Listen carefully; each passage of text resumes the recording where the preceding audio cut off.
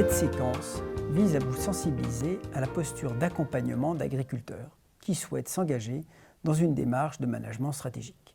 Nous reviendrons sur quelques principes généraux et proposerons de discuter plus en détail du besoin d'améliorer son écoute active, sa prise de recul. Revenons tout d'abord sur l'évolution du métier de conseiller qui suppose aussi que le métier d'agriculteur a changé. Deux points clés sont à souligner. Le premier concerne l'évolution du rapport du conseiller à la technique. Le conseiller ne détient pas uniquement un savoir technique, mais aussi un savoir-faire facilitant l'expression et la construction des savoirs et savoir-faire des agriculteurs. Le second point est le passage de la posture de prescription à celle de la co-construction par le conseiller. Il a fallu passer du conseil de recettes toutes faites à les interventions de co-construction avec des agriculteurs, ce que nous rappelait un des conseillers que nous avons interrogés. Là aussi, ne jetons pas le bébé avec l'eau du bain. L'activité de conseil, qui demande une expertise pointue, située, reste d'actualité. Ici, nous souhaitons juste montrer que la mise en œuvre d'une posture d'accompagnement est nécessaire. Revenons cette fois sur les principes de la posture d'accompagnement. Accompagner, c'est tout d'abord une forme de pédagogie. Il y a là l'idée de cheminement avec une dimension relationnelle forte. Comme le résume bien Maëla Paul, de l'université à Nantes, il s'agit de se joindre à quelqu'un pour aller où il va en même temps que lui. Deux principes forts s'appliquent. Le premier, c'est de ne pas faire à la place de l'autre. Le deuxième, c'est de proposer, via une démarche maïeutique, d'aider l'accompagné à faire émerger ce qui ne serait pas directement visible. La maïeutique consiste à faire accoucher les esprits de leurs connaissances, à faire exprimer un savoir caché en soi. Son invention remonte au IVe siècle avant Jésus-Christ et est attribuée au philosophe Socrate. Donc, à chaque situation, son dispositif d'accompagnement.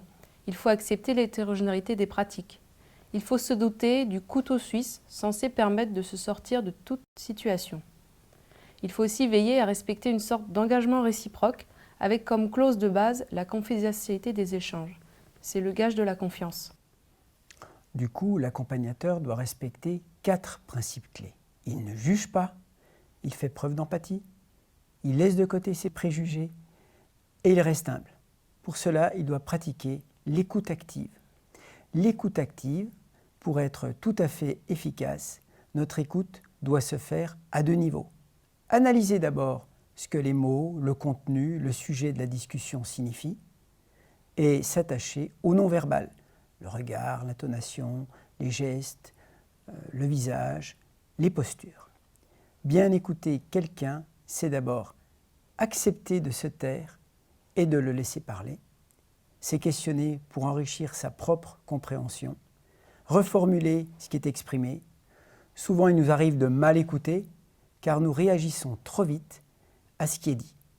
Nous reviendrons dans les 2 voies de mise en œuvre de l'itinéraire méthodologique sur ces principes.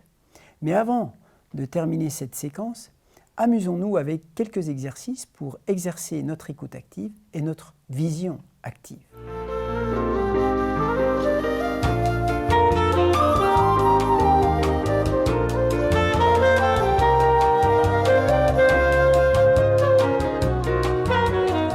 Peut-on conclure après ces exercices?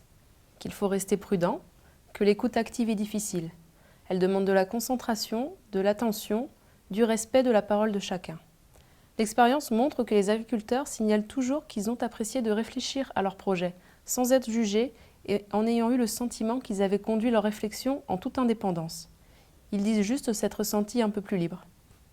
Cette série de vidéos s'arrête là. Merci de votre attention, merci de nous avoir accordé du temps. Nous vous invitons cette fois à mettre en œuvre l'itinéraire méthodologique en suivant l'une ou l'autre des 2 voies proposées. À bientôt.